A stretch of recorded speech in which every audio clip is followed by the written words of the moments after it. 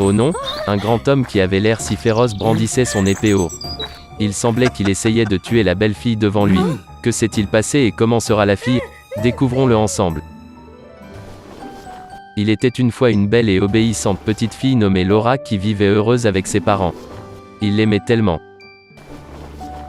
Laura, j'ai un cadeau pour toi.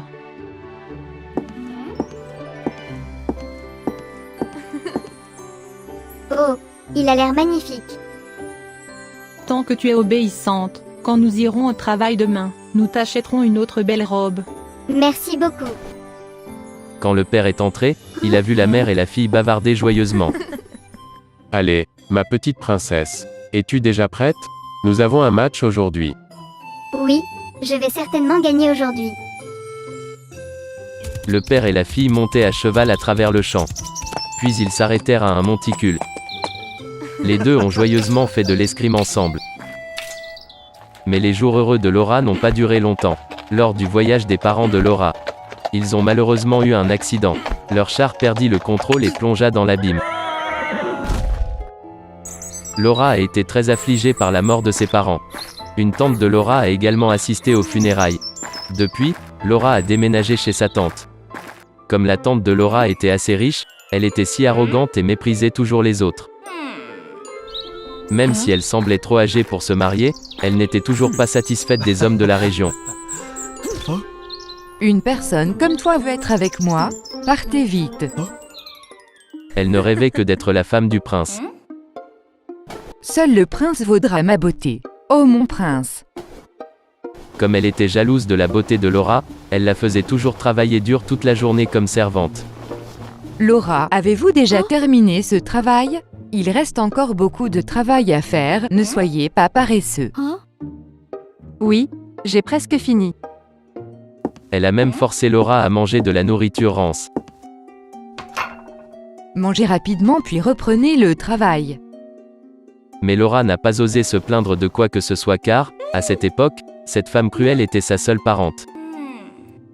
Au lieu de cela, à cause de sa gentillesse, elle était aimée de tous.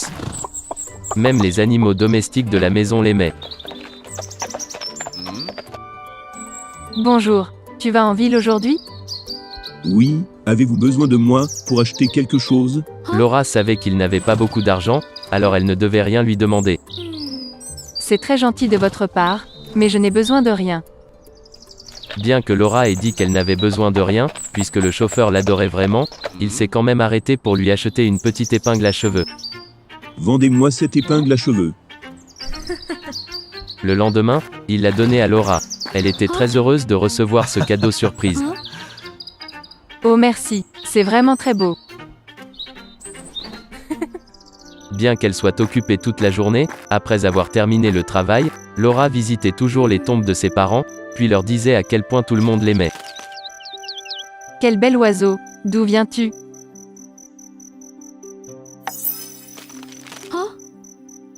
Voyant qu'il faisait déjà nuit, elle dit au revoir à ses parents puis revint pour que sa tante ne se rende pas compte que Laura était sortie. Il est temps pour moi de partir, je reviendrai te voir demain. Ce jour-là, Laura lavait du linge dans la rivière comme d'habitude. Tout en travaillant, elle chantait magnifiquement. Soudain, un jeune homme qui passait par là entendit sa voix. La voix de cette fille est si douce. Enchanté par sa voix, le prince s'approcha pour l'écouter. Alors que Laura venait de finir de se laver et qu'elle était sur le point de rentrer chez elle, elle a été surprise de voir un homme se tenir juste derrière elle. Voyant la fille effrayée, il la rassura. S'il vous plaît, n'ayez pas peur. Je n'ai aucune intention de vous faire du mal. En passant, j'ai été attiré par votre chant. Je veux juste me rapprocher pour mieux entendre. Ce n'est que lorsqu'elle fut sûre que le gars n'était pas une mauvaise personne qu'elle lui parla. Salut, merci pour le compliment. Étonnamment, les deux s'entendaient si bien. Ils ont tellement aimé parler entre eux. Laura s'aperçut soudain qu'il était presque midi. Oh non, je suis ici depuis trop longtemps. Je dois rentrer maintenant, je ne veux pas que ma tante le sache.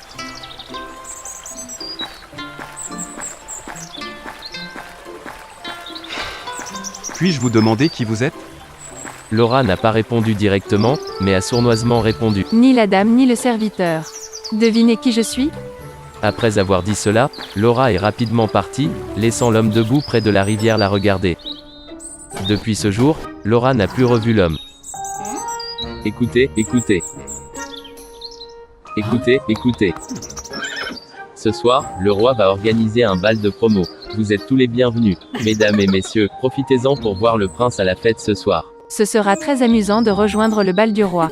Je vais essayer de finir le ménage rapidement et demander ensuite à ma tante de me laisser partir.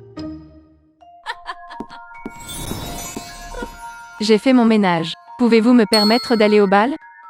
D'accord. Au bout d'un moment, elle revint avec un panier de haricots noirs et un panier de haricots verts. Tout à coup, elle a fait tomber 2 paniers de haricots sur le sol. Tant que vous aurez fini de trier tous ces haricots verts et noirs, je vous laisserai partir. Et si tu n'as pas fini d'ici mon retour, ne pense même pas à manger. Laura regarda les haricots et cria à haute voix. À ce moment, l'oiseau blanc qu'elle a rencontré il y a quelques jours est venu s'asseoir sur la fenêtre en gazouillant comme pour la réconforter. Laura leva la tête et se leva, s'approcha de l'oiseau blanc et le caressa. Petit oiseau, j'ai vraiment envie d'aller au bal, mais elle m'a obligée à trier ses haricots avant de pouvoir y aller. Quand j'aurai fini, la fête sera finie. Après avoir entendu cela, l'oiseau s'est envolé. Au bout d'un moment, une volée d'oiseaux blancs a survolé et a plongé pour aider Laura à trier les haricots. Bientôt, les haricots ont été triés en 2 catégories. Merci beaucoup. Laura alla joyeusement à l'intérieur pour trouver une belle robe à porter. Après s'être changée, Laura était sur le point de sortir en courant de la maison. De façon inattendue, les femmes de chambre lui ont bloqué le chemin. Plus tard, Laura est apparue dans une très belle robe. Alors les bonnes l'ont aidée à en obtenir une plus belle. Pour éviter d'être reconnue par sa tante, les bonnes ont même donné un masque à Laura. Portez-le pour éviter d'être reconnu par elle. Merci beaucoup. Quand Laura a quitté la maison, le conducteur du char attendait déjà là. Monte, je t'emmènerai au bal à temps.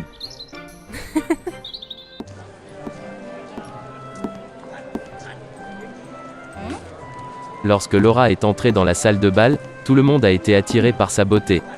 Y compris la tante de Laura. Elle la regarda avec suspicion. Le prince trouva la fête inintéressante jusqu'à ce qu'il voie Laura. Il ressentit soudain quelque chose d'étrangement familier chez cette fille. Puis-je danser avec toi? Laura réalisa que le prince était le jeune homme qu'elle avait rencontré au bord de la rivière. Avez-vous déjà eu la réponse à ma question? Le prince fut surpris et sourit joyeusement. Pas encore. J'espère qu'aujourd'hui je le ferai. Ils étaient trop plongés dans la danse qu'ils n'ont pas remarqué à propos du temps. Oh non, je dois y aller. Qu'est-ce qui ne va pas? La fête n'est pas encore finie, reste avec moi un peu plus.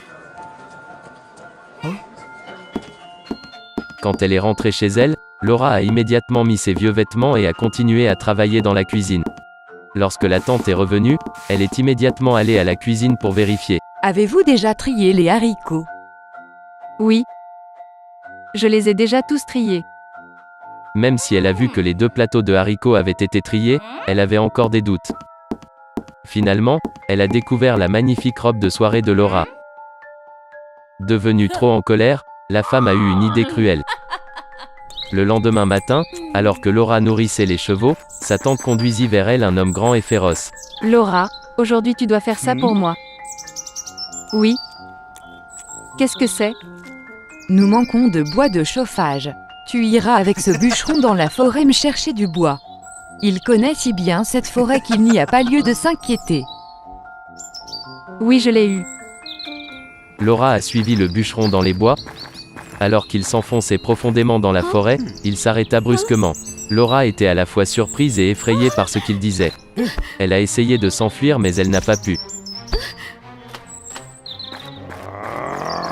De manière inattendue, l'épingle à cheveux rougeoyante a rendu le boucher aveuglé.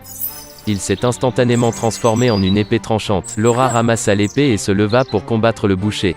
Depuis qu'elle a été enseignée par son père dès son plus jeune âge, Laura l'a rapidement vaincu. Laura a couru hors des bois et est allée directement au palais. Elle vit le prince debout dans le château. Mais alors qu'elle était sur le point de l'appeler, les gardes l'ont arrêtée. Laura a soudainement eu une idée. Elle a commencé à chanter. Entendant la voix familière, le prince commença à chercher et vit Laura chanter sous le palais. Laura lui raconta toute l'histoire de sa vie. C'est pourquoi vous avez dit que vous n'étiez ni la dame ni la servante. Emmenez-moi vite la tante de Laura ici. Puis la tante fut convoquée au palais. Dès son arrivée au palais, elle fut surprise de voir Laura debout à côté du prince. Admettez-vous vos torts? S'il vous plaît, pardonnez-moi, Votre Altesse. Quel méchant tu es. Je t'accorderai la mort. S'il vous plaît, Votre Altesse, épargnez-lui la vie. Même si elle avait l'intention de me faire du mal, elle est toujours ma parente. Laure, tu es si gentille. D'accord, je peux vous épargner la vie, mais vos biens seront confisqués et vous devrez travailler au palais pour le reste de votre vie. Après cela, le prince et Laura ont organisé une grande cérémonie de mariage et ils ont vécu heureux ensemble pour toujours. Je vous souhaite du bonheur à vous deux.